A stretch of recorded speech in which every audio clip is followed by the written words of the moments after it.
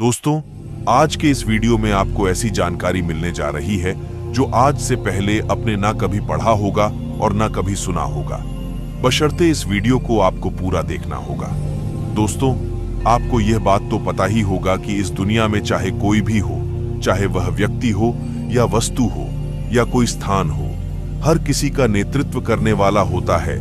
जैसे कार एक वस्तु है, वह अपने से नहीं चल सकती है, उसे चलाने के लिए एक चालक की जरूरत होती है। इसी प्रकार से जो हमारा भौतिक शरीर है, जिसे आप देह के नाम से जानते हैं, जिसका चालक मन है। सद्गुरु को तो आप जानते ही होंगे। सद्गुरु से एक व्यक्ति ने सवाल पूछा, जब भी मैं क्रोध जैसी कोई नकारात्मक भावना को रोकने का प्रयास करता हूं तो वह ज्यादा तेज हो जाती है। मैं अपने मन के काम करने के तरीके पर कैसे पकड़ बना सकता हूं? तो सद्गुरु कहते हैं कि आप जो चीज नहीं चाहते हैं, उसे अगर आप रोकने की कोशिश करते हैं तो सिर्फ वही होगी। हमेशा से आपके मन की और मानव मन की यही प्रकृति रही है। योग की पूरी प्रणाली अनुभव के स्तर पर अपने शरीर और अपने मन की प्रकृति की खोजबीन करने के बारे में है। जब आप सुबह उठकर अपने आसन करते हैं, वो इसलिए नहीं कि वह स्ट्रेच करने की एक कसरत है, जैसा कि दुनिया में तमाम मूर्ख उसे बताते हैं। हाँ, उसे करने के लिए आपको स्ट्रेच करना होगा, लेकिन बुनियादी रूप से यह आपके शरीर और आपके मन की एक खोजबीन है। क्योंकि आपके जीवन में सबसे बड़ी समस्या यह है कि दो मौलिक चीजों पर पकड़ रखे बिना आप यहां जीने की कोशिश कर रहे हैं, जिनके बिना आप इस जीवन से नहीं गुजर सकते। भौतिक शरीर और मन। आप जीवन से कितनी सहजता से गुजरते हैं, यह इस पर निर्भर करता है कि आपने अपने शरीर और अपने मन को कितनी गहराई से समझा है। सफर को आरामदेह होने के लिए गाड़ी को अच्छा होना होगा और आपको गाड़ी की समझ होनी चाहिए। वह कैसे बर्ताव करती है, वह क्या करती है और वह जो करती है उसे क्यों करती है। यह आत्मज्ञान नहीं है। अगर आप एक अज्ञानी जीवन जीना चाहते हैं तो भी यह जरूरी है। लोग कहते थे, अज्ञानता आनंद है।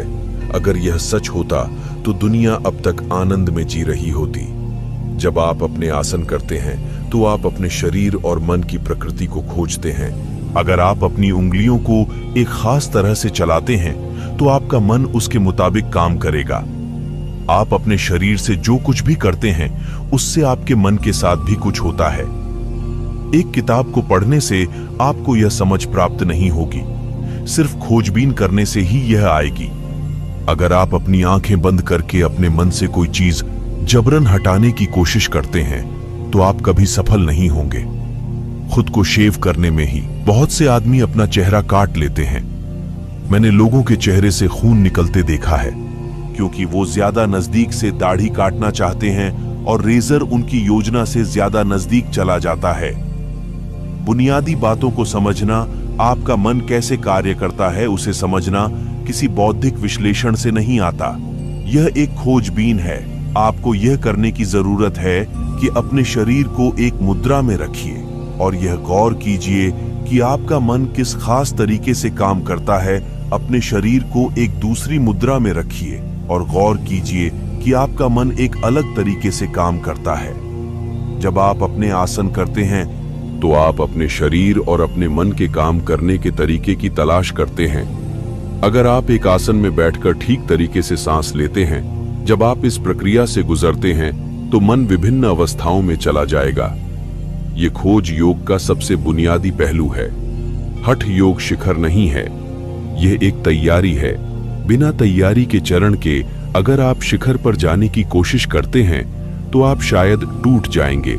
कम से कम 80% लोग अपने जीवन में किसी भी किस्म का ध्यान नहीं कर पाएंगे जब तक कि वे किसी तरह की शारीरिक तैयारी नहीं करते हैं। जिस तरह से वे बैठते हैं, जिस तरह से वे अपने शरीर को चलाते हैं, उससे स्पष्ट है कि वे ध्यान नहीं कर सकते। वे चाहे जितनी कोशिश कर लें, कुछ मात्रा में शारीरिक तैयारी की जरूरत होती है, क्योंकि शरीर और मन दो अलग चीजें नहीं हैं। क्या आपका मस्तिष्क आपके शरीर से बाहर है? आपकी छोटी उंगली के साथ जो होता है वह मस्तिष्क के साथ भी होता है। मस्तिष्क के साथ जो होता है वह छोटी उंगली के साथ भी होता है। ये दोनों तरफ से काम करता है। मस्तिष्क अपने आप में एक अलग इकाई नहीं है। डॉक्टरों ने मुर्दा शरीरों की चीर-फाड़ से शरीर के बारे में सीखा है। अगर आप मुर्दा शरीर को खोलते हैं और विभिन्न अंगों को काटकर अलग-अलग जगह पर रखते हैं तो वो सब अलग होते हैं। लेकिन आपका शरीर वैसा नहीं है। ये पूरा एक है, सिर्फ एक काटने वाली छुरी के लिए वह अलग-अलग है, लेकिन एक जीवित इंसान के लिए यह पूरा एक है। इसीलिए योग प्रणाली को वैसा बनाया गया है जैसी वह है। एक प्रयोग के तौर पर जो चीजें आप चाहते हैं उनका प्रतिरोध करने की कोशिश कीजिए। आप देखेंगे कि वो आपके अंदर तीव्रता से व्यक्त होंगी। अगर आप कोई चीज नहीं चाहते हैं कि वह हो तो उसे न होने देने की कोशिश कीजिए, तब वह जरूर होगी। ऐसा इसलिए है क्योंकि आप एक ऐसी अवस्था में हैं जहां आप अपने मन को पहले गियर में डालना चाहते हैं और वो रिवर्स गियर में चला जाता है। चीजें करने का यह सबसे अच्छा तरीका नहीं है, लेकिन यह समझने के लिए कि अभी मन उसी तरह है, आप इसे आजमा सकते हैं। अगर आप किसी चीज का विरोध करते हैं तो सिर्फ वही चीज घटित होगी कल से। सुबह 5 बजे उठ जाइए, ठंडे पानी से नहा लीजिए और अपनी साधना हर दिन 5:30 पर शुरू कीजिए। कुछ समय बाद बहुत सी चीजें जो आपके मन में समस्या थीं, वो जा चुकी होंगी। अपना हठ योग हर दिन 1 घंटा कीजिए, वह कारगर होगा। लेकिन अगर आप समझना चाहते हैं कि वो कैसे काम करता है, उसकी क्रियाविधि और प्रक्रिया क्या है, उसके लिए बहुत प्रयास और समय लगता है। उसे अमल करने में बहुत मेहनत नहीं लगती। लेकिन अगर आप पूरी बारीकियां जानना चाहते हैं कि कौन सी चीज उसे संभव करती है, जैसे ये होता है वैसे क्यों होता है, किसी खास आसन का एक खास असर क्यों है, तब यह पूरे जीवन भर का अध्ययन होगा। जो लोग टेक्नोलॉजी का लाभ उठाना चाहते हैं उन्हें बस उसे इस्तेमाल करना सीखना चाहिए। जो लोग टेक्नोलॉजी का आधार और विज्ञान जानना चाहते हैं वह जीवन भर का काम है। यह कैसे काम करता है, इसे समझने में मुझे 3 जीवन काल लगे। मैं मान लेता हूं कि आप मुझसे ज्यादा स्मार्ट हैं क्योंकि आप मेरे पास आए हैं और सारी चीजें जो मैं करता हूं, कोई मीठी बात नहीं, स्वर्ग का कोई वादा नहीं, कोई चमत्कार नहीं और एक भी मधुर शब्द नहीं, कोई गले लगाना नहीं। आप फिर भी यहां हैं तो ये मानकर कि आप स्मार्ट हैं, ये एक जीवन काल का काम है। फिर व्यक्ति के द्वारा दूसरा प्रश्न पूछा गया कि आध्यात्मिक प्रक्रिया को हर समय जारी रखने के लिए क्या आपके पास कोई सलाह है, ताकि हम अपने योग का अभ्यास बस सुबह करके ही न छोड़ दें और दिन गुजरने के साथ हम फिर से चीजों, लोगों और परिस्थितियों में फंस जाएं। तो सद्गुरु कहते हैं कि आध्यात्मिक प्रक्रिया के बारे में बहुत ज्यादा लिखा, कहा और किया जा चुका है। यह कोई ऐसी चीज नहीं है जो आपको अपने जीवन में बाहर से लानी है, यह ऐसी चीज है जो आप हैं। आप सिर्फ उसी की खोजबीन कर रहे हैं जो मौजूद है। यह कह चुकने के बाद वह क्या है जो आपको अपने प्राणी की प्रकृति की खोजबीन करने और जानने नहीं देता है। ये पूरा इस पर निर्भर करता है कि आप अपने जीवन के शारीरिक और मनोवैज्ञानिक पहलू के साथ और साथ ही अपने कर्म संग्रह के साथ कितना उलझे हुए हैं। सामाजिक प्रणालियां आपको तमामों चीजों के बारे में सख्त पसंद और नापसंद बनाने में प्रशिक्षित करती हैं। आपका शारीरिक ढांचा और आपका मनोवैज्ञानिक ढांचा इस पर निर्भर करता है कि आपका कर्म संग्रह किस किस्म का है, आप उसमें कितनी गहराई से घिरे हुए हैं। यह इस पर निर्भर करता है कि आपने उसके साथ कितनी गहरी पहचान बनाई हुई है। किसी चीज के साथ खुद को जोड़ने की प्रक्रिया आपके जीवन और सामाजिक सिस्टम में बनी हुई है। दुनिया में हर जगह कई अलग अलग तरीकों से, उदाहरण के लिए जब आप 2 साल के थे तो हो सकता है कि आप बहुत आकर्षक न हो, लेकिन अगर आपके माता पिता ने यह न माना होता कि आप बहुत प्यारे हैं तो उन्होंने आपके डायपर नहीं बदले होते, उन्होंने चीखती चिल्लाती रातें बिना सोए नहीं गुजारी होती।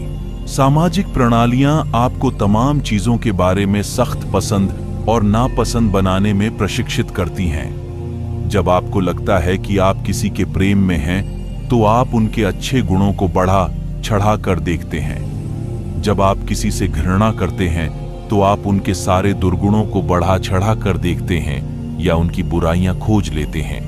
एक व्यक्ति के रूप में आप जो हैं, एक प्राणी के रूप में नहीं।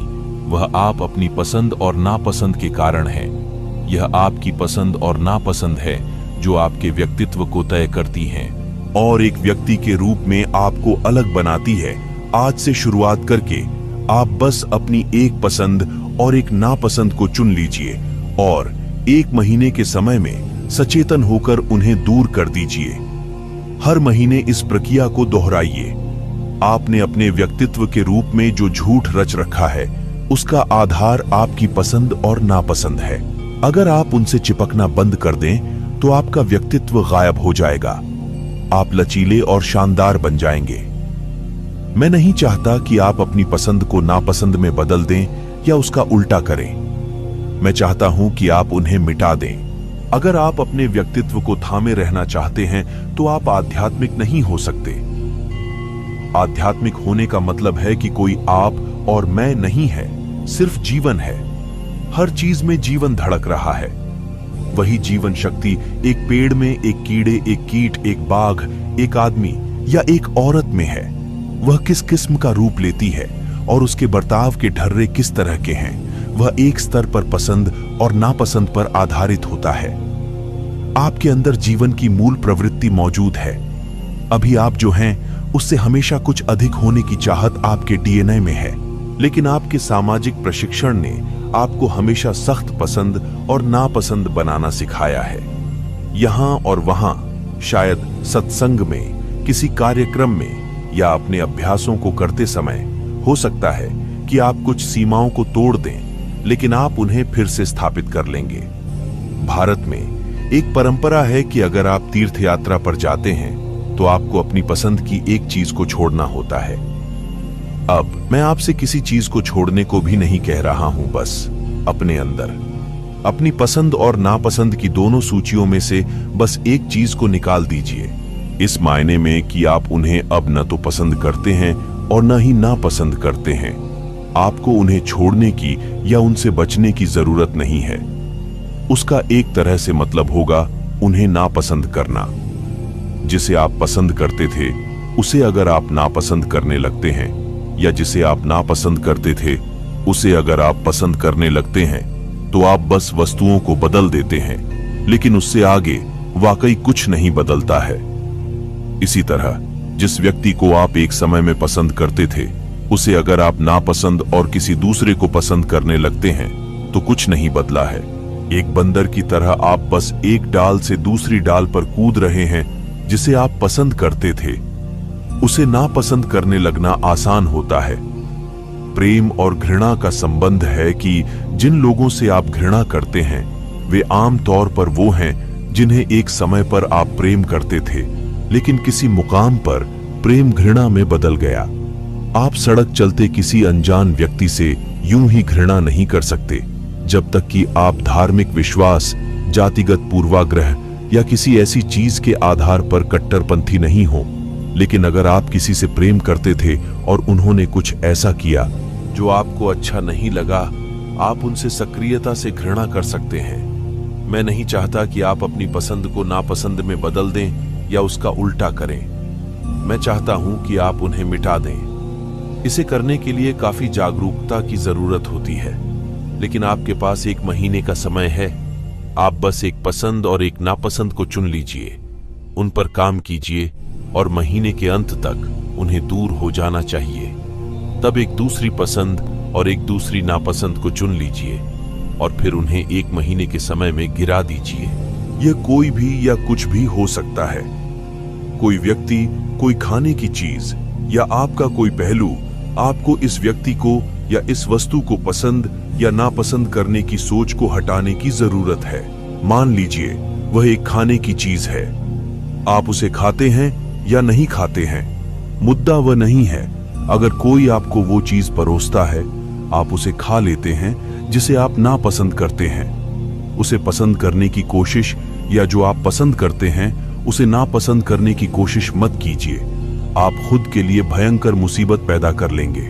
आज शाम से ही अपनी पसंद और नापसंद को गिराने की इस प्रक्रिया को शुरू कर दीजिए। एक एक करके अगर आप हर महीने वैसा करते हैं तो 6 महीने के अंदर आप अपने अंदर जबरदस्त रूपांतरण देखेंगे। गौतम बुद्ध के जीवन से एक सुंदर कहानी है।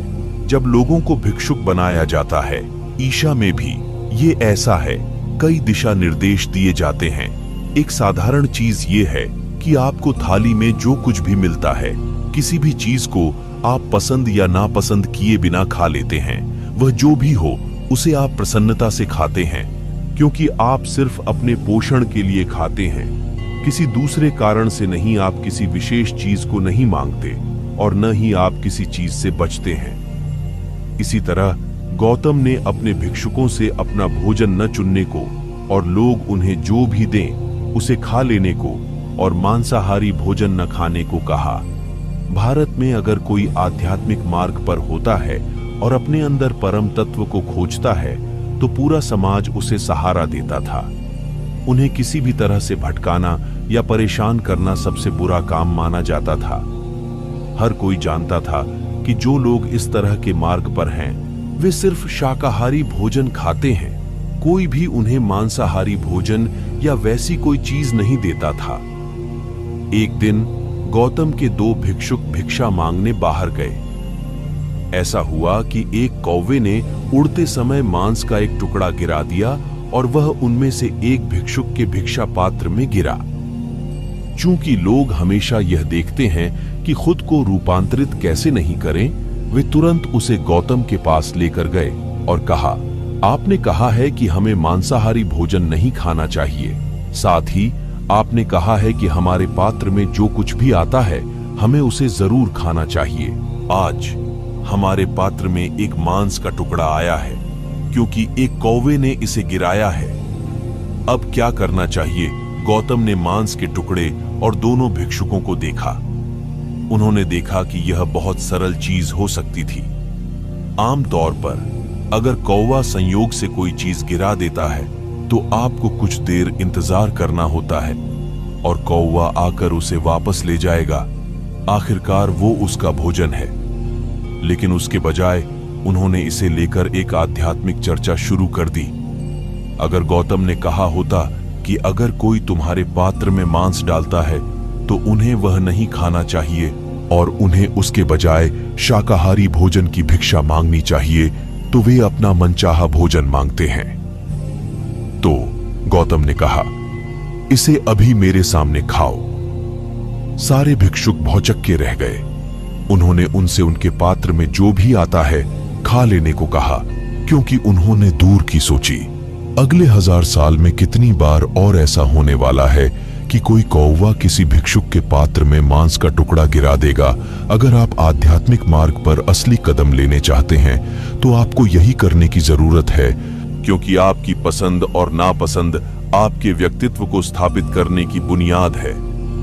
अगर आप अपने व्यक्तित्व से लटके रहते हैं तो सार्वभौमिकता का कोई सवाल नहीं उठता। आज शाम से ही अपनी पसंद और नापसंद को गिराने की इस प्रक्रिया को शुरू कर दीजिए, एक एक करके। अगर आप हर महीने वैसा करते हैं तो 6 महीने के अंदर आप अपने अंदर जबरदस्त रूपांतरण देखेंगे। आज के वीडियो में बस यही तक। मिलते हैं फिर किसी अगले वीडियो में। तब तक के